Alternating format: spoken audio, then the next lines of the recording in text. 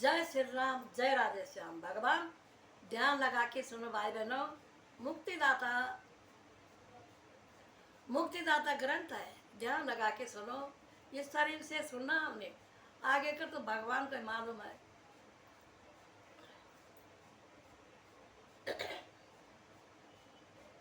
सुच्ची सुच्ची कहने लगे। सुच्ची सुच्ची ने स्वर्गाधिक ऋषि सरों को कहा कि जब सब ऋषि मुनि और संत संत महात्मा कथा को सुनकर शुद्ध चित्त हो गए, उस समय श्री विष्णु भगवान सांवरी मूर्ति और सांवली मोहिनी मूर्ति चतुर्भुजी रूप धारण करके कर पीताम्बर मुकुट शंख चक्र गदा पदम धारण करके बैजंती माला पहने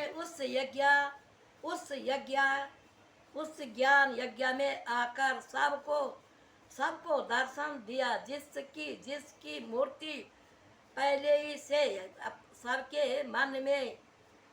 मन में कथा के श्रवण से समा गई थी। सो सबने प्रत्यक्ष विष्णु भगवान के दर्शन कर अपने जन्म को कृतार्थ किया और तदंतर सब ऋषिश्वर और मुनीश्वर आदि भगवान की जय जयकार कर पुष्प की वर्षा करने लगे तथा धूप और पान फूल आदि से भक्ति सहित पूजा कर साष्टांग दंडवत प्रणाम करने लगे। इस प्रकार कथा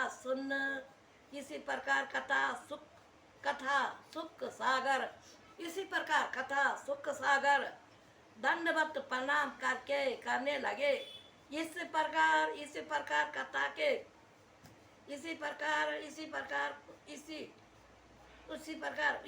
उस में गोता लगाने लगे। नारद जी भी उसमें गोता लगाने लगे। तदंतर भगवान सबको मन इच्छा वरदान देकर अंतर्ध्यान हो गए। तब नारद जी संत कुमार से कहने लगे, हे भगवान, जिसने यह कथा सुनी वह सब। नारद जी ने बोला कि हे भगवान, जिसने यह कथा सुनी वह सब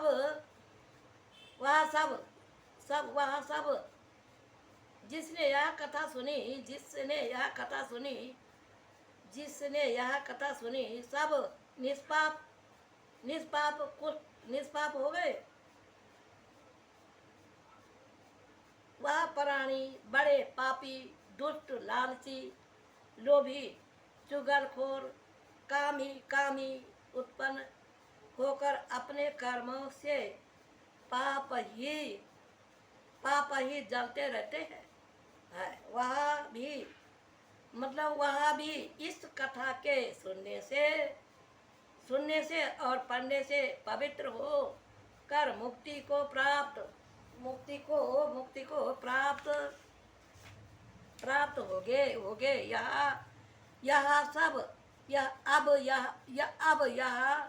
अब हम आपसे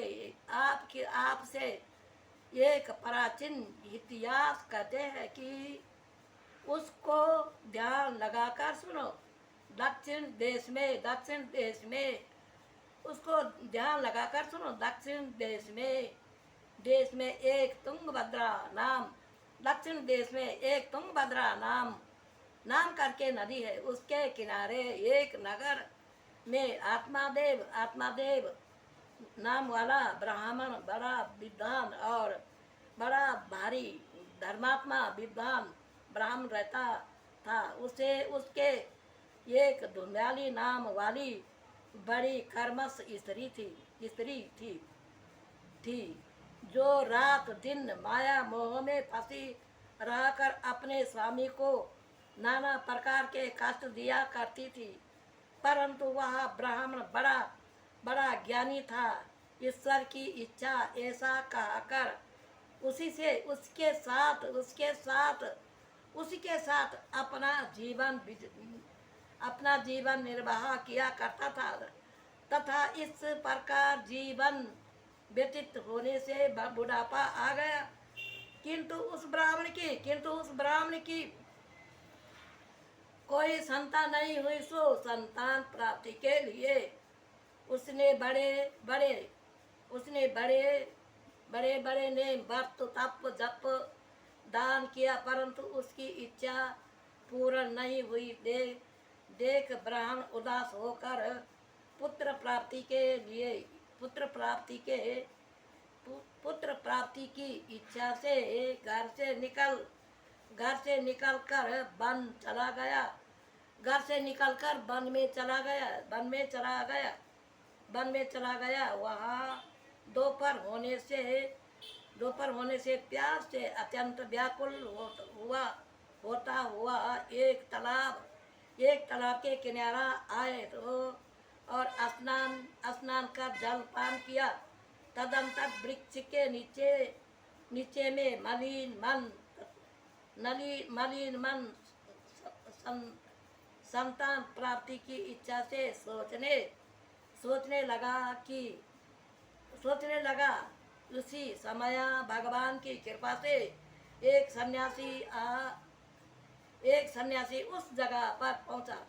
उस तेजस्वी महात्मा को देखकर ब्राह्मण ने प्रणाम किया और आदर से अपने पास बैठा है। तब महात्मा ने उसे कहा कि हे विप्र, आपके उदास होने का क्या कारण है? आपके उदास होने का क्या कारण है? महात्मा का यह वाक्य सुनकर ब्राह्मण के आंसू आ गए। हाथ जोड़कर कहने लगा, महात्मा, मैंने पहले जन्म में बड़े भारी पाप किया थे, इसलिए मेरे अब तक कोई संतान नहीं हुई है तथा सुनते हैं कि पुत्र नहीं होने से पितर लोग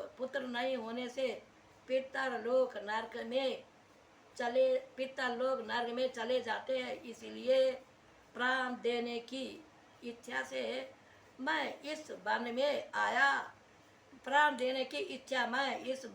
आया, क्योंकि जिसके संतान नहीं उसका जन्म लेना व्यर्थ है। और इसके अलावा मैंने जिस गौ को पाला हुआ वो बांझ रह जाती है, और जो वृक्ष लगाता उसे फल नहीं आता है।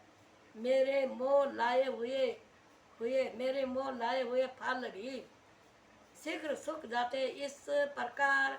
इस प्रकार कहकर वह ब्राह्मण फूट कर रोने लगा। तब वह महात्मा उसी ब्राह्मण को धैर्य देकर कहने लगा कि ये विप्र, मत रो, मैं तेरे पुत्र होने के लिए विचार करता हूँ। तब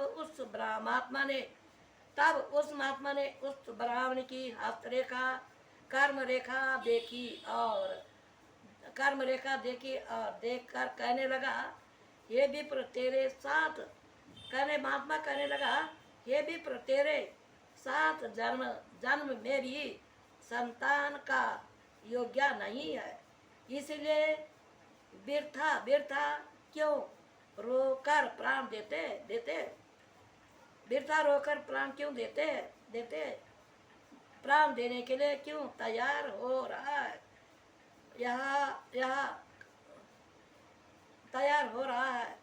यह संसार झूठा, इसमें सिवाय दुख के दुख चिंतित भी नहीं। और इस कलयुग में पुत्र से सुख की आशा करना ही व्यर्थ है, क्योंकि पुत्र माता पिता की सेवा न करे, बल्कि स्त्री, सास, ससुर, स्त्री आदि के सेवा में चल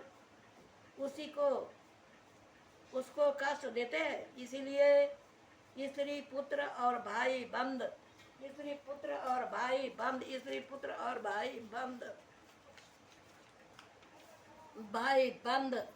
उसमें वह सब अपने स्त्री पुत्र वह सब अपने मतलब के साथी होते हैं, अपने मतलब के साथी होते हैं, परंतु इतना होने पर भी बड़े अचंभ की बात है कि मनुष्य मनुष्य स्त्री पुत्रों के बंधन में जक्कर हुए ईश्वर को भूल कर नरक से पर पर प्रकार बचना चाहते। जिस प्रकार गर्म में बचने के लिए धंधकती हुई अग्नि के पास जाना, विप्र तू पुत्र लालसा को छोड़कर भगवान के चरणों में प्रीति लगा, जिससे तेरा भी उद्धार होगा। इसी प्रकार महात्मा के समझाने पर भी उस ब्राह्मण ने कहा कि हे महात्मा, मुझे सिवाय पुत्र के यज्ञ जप आदि कुछ भी अच्छा नहीं लगता, सो कृपा कर क्या तू एक पुत्र मुझे दीजिए, नहीं तो मैं आपके सामने अपने प्राण त्याग दूंगा। यह सुन वह सन्यासी कहने लगा कि हे विप्र, तेरा सोच करना व्यर्थ है, क्योंकि पुत्र के प्राप्ति के लिए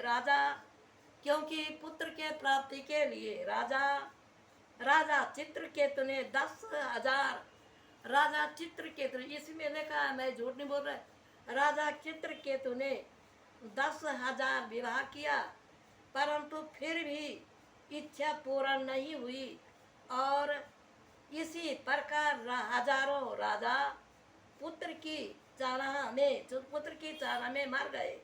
सो जिसके भाग्य में संतान नहीं लिखी, उसके हजारों उपाय करने से भी संतान नहीं होती। इसलिए तू चिंता दूर करनी चाहिए। यह सुन ब्राह्मण कहने लगा कि आप जितनी ज्ञान की बातें करते हैं, इतनी मेरी अधिक चिंता होती है। इसलिए कृपा कर कोई ऐसा उपाय कीजिए जिसे मेरा पुत्र हो।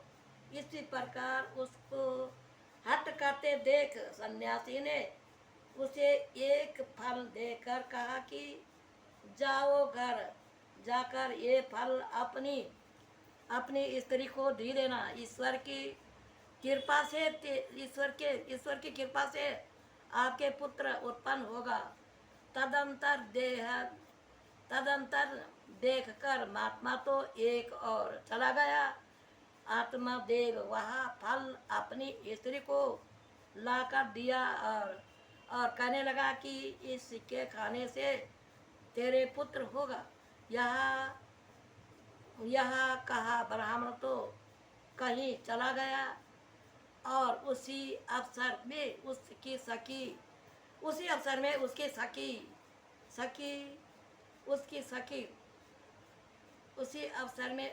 स्त्री के पास उसकी सखी आ गई कि जिसने देखकर कहने लगी कि हे सखी, तेरे स्वामी ने पुत्र की इच्छा से यह फल तुझे दिया है, किंतु मैं इस फल को मेरे स्वामी ने पुत्र की इच्छा से यह फल दिया है, किंतु मैं इस फल को नहीं खाऊंगी।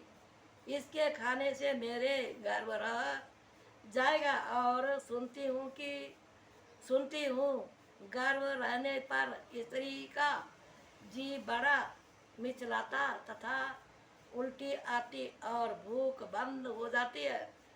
चलना फिरना बड़ा कष्ट होता है और अधिक गाने बजाने अधिक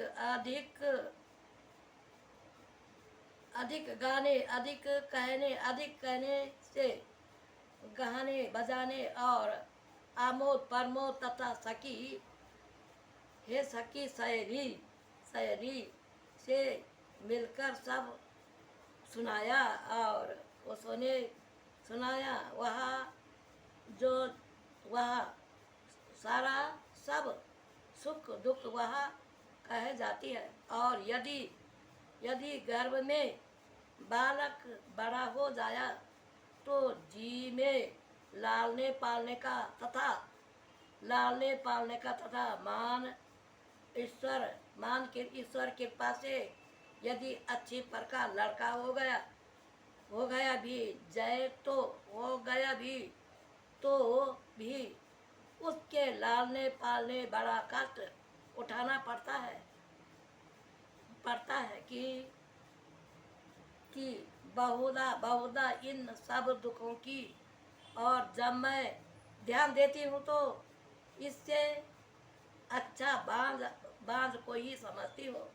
सो इसी प्रकार उसने अपनी सखी से बातचीत करके उसके फल को नहीं खाया और झूठा कहा कि मैंने झूठा कहा और खा लिया। अपने स्वामी से झूठ कहा कि मैंने फल खा लिया है, फल खा लिया, यह खा लिया। इसके बाद एक दिन में उसकी बहन आ गई। उसकी बहन आकर उसे कहने लगी, हे बहन, आजकल तुम बड़ी उदास और दुबली पतली दिखाई दे रही हो। सो इसका क्या कारण है, यह सुन वह कहने लगी कि हे बहन, क्या बात बताऊं।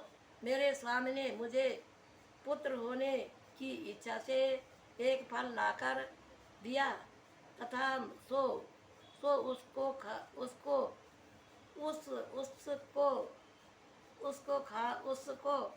गर्भ की पीड़ा से उस खाने से गर्भ रह जाएगा। गर्भ की पीड़ा से मैंने नहीं खाया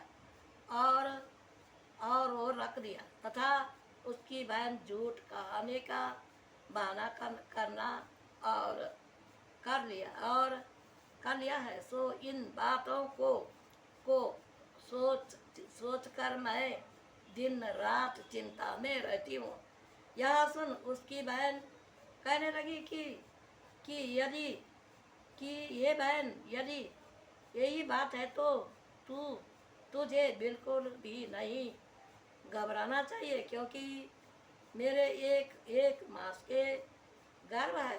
सो जिस समय मेरे पुत्र होगा तो जिस समय मेरा पुत्र होगा मैं तेरे पास आ जाऊंगी और तेरा ही पुत्र बताकर उसे दूध पिलाती रहूंगी तथा जो फल तेरे सामने तुझे ला कर दिया उसको तू अपनी गाय को खिला दे। इसी प्रकार उसने उसे इसी तरह सब कष्ट दूर हो गए और होकर यह फल गाँव को दे दिया। यह ब्राह्मणी बड़ी प्रसन्न हुई और उसने वह फल अपनी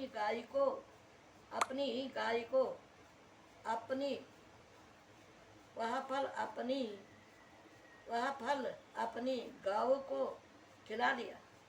अपनी बहन को छिपाकर अपने घर पर रख लिए। तदंतर जब उसकी बहन का 10वें महीने में पुत्र उत्पन्न हुआ तो उसने अपने पति से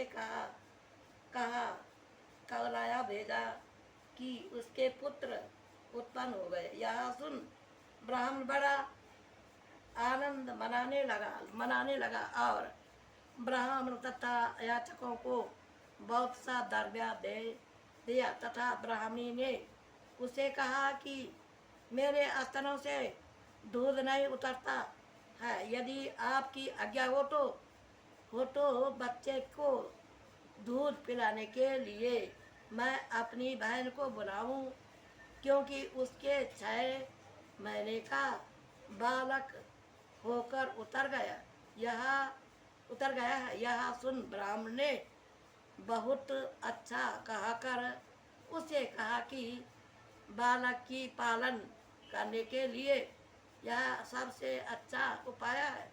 ब्राह्मण की मुख से इतनी बात सुनकर उसकी स्त्री की बहन प्रकट हो गई।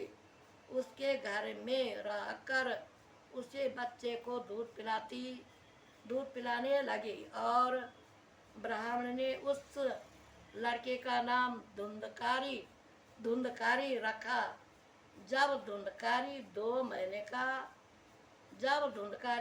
महीने का हो गया तो उस फल के प्राप्त से गौ के भी एक सुंदर मनुष्य के आकार का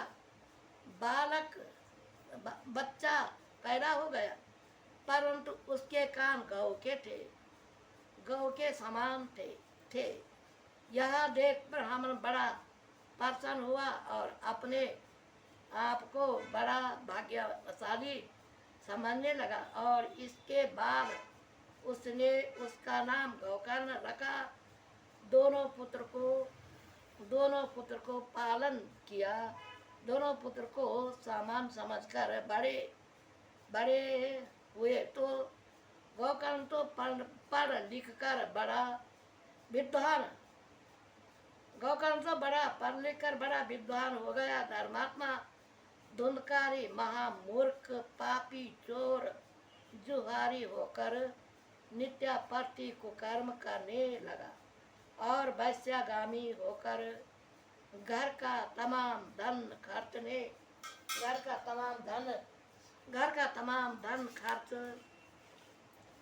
खर्च कर दिया।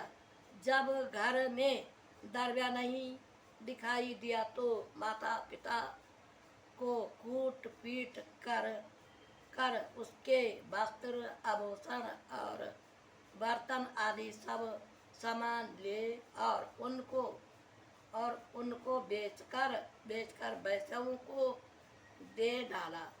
अपने पुत्र की यह दशा देख कर वह ब्राह्मण फूट रो कर कहने लगा कि हे ईश्वर ऐसे अधर्मी पुत्र से तो मैं बिना पुत्र के ही अच्छा था है।